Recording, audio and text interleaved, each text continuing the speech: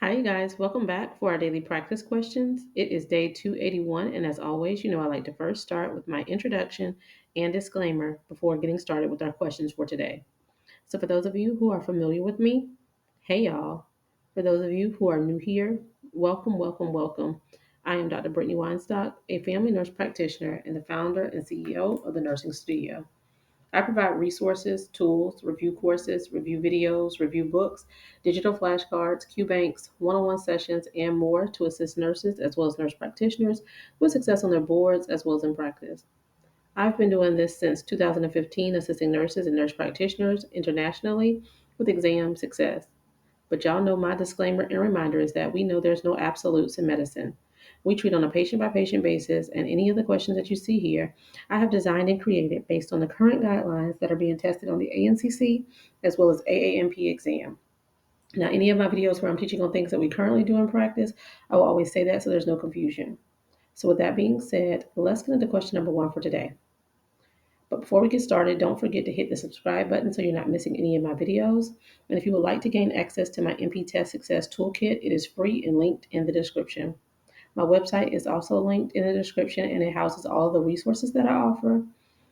And I always like to direct you to my business profile by simply going to Google and searching the Nursing Studio, where it will take you here, where you can find my contact telephone number, link to my website, as well as testimonials from previous review students.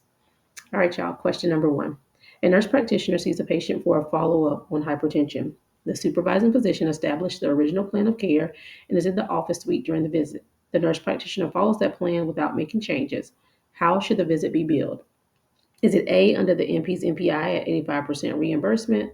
Is it B, under the physician's NPI at 100% reimbursement? Is it C, not billable since the NP saw the patient? Or is it D, as a shared visit?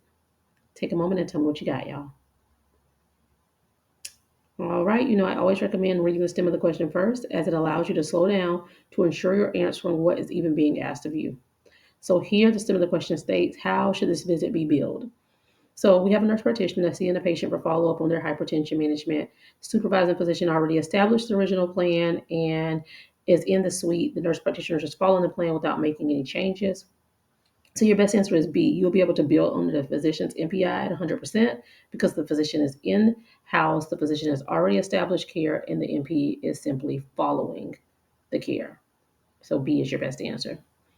All right, question number two. An established patient presents to the MP for diabetes follow-up, but also complains of new onset knee pain. The MP evaluates the knee, orders imaging, and adjusts medications. The physician is present in the office suite. How should this visit be billed? Is it A, under the physician's MPI at 100% reimbursement? Is it B, under the MP's MPI at 85% reimbursement? Is it C, under both MP and physician MPI? Or is it D, not billable since two issues were addressed? Take a moment and tell me what you got, y'all. All right, stem of the question here states, how should this visit be billed? All right, so we have an established patient comes to the MP for diabetes follow-up, but they're also complaining of a new onset knee pain. The MP is evaluating the knee, ordering imaging, and adjusting medications, and the physician is present in the office suite. So in this scenario, the best answer would be B. You would bill under the MPI of the nurse practitioner at 85% reimbursement. Now, yes, this is an established patient. If we were simply just managing the diabetes follow-up, that would be able to be incident to billing at 100%. But because the nurse practitioner is addressing the new onset knee pain, ordering imaging and adjusting medications, regardless that the physician is in suite, this is a new condition that the MP is addressing, managing, and treating. And so you would bill under the nurse practitioner's MPI at 85% reimbursement. So B is your best answer. All right. And lastly, question number three.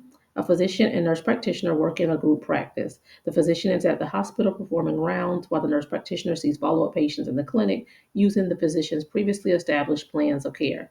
Which statement is correct? Is it A, visits can be billed incident to under the physician? Is it B, visits must be billed under the MPI of the nurse practitioner? C, visits can be split between the MP and physician? Or D, visits cannot be billed at all? Take a moment and tell what you got. All right, and stem of the questions here says which statement is correct. So we have a physician and NP that work in a group practice. The physician is at the hospital performing rounds while the nurse practitioner is seeing follow-up patients in the clinic using the physician's previously established plans of care. Now, in this scenario, you would still need to visit. The visits needs to be billed under the nurse practitioner's NPI because the physician is not in office, is not in suite. Now state by state, they typically have a specific radius of how far out they can be. So I know some areas, hospital and clinic are right there together. So those things are established. But in general terms, for testing purposes, they must be in office and suite. Okay. All right, you guys, I just wanted to kind of go through a few different incident to billing style questions because I get a lot of questions from review students on this, and I hope you found this helpful, y'all. But as always, be sure to like, comment, subscribe, and share with whoever you may think may find this beneficial as well. But y'all know what to do. Y'all make sure y'all meet me back here. And if you need any other resources that I do offer, feel free to reach out to the nursing studio by giving us a call. You can shoot us a text message. You can shoot us an email. And everything that I offer is linked in the bio of this channel, including my website. And as I mentioned previously, my website is also linked in the description of this video. All right, y'all. Y'all know what to do. Y'all make sure y'all meet me back here. Happy studying. Bye, y'all.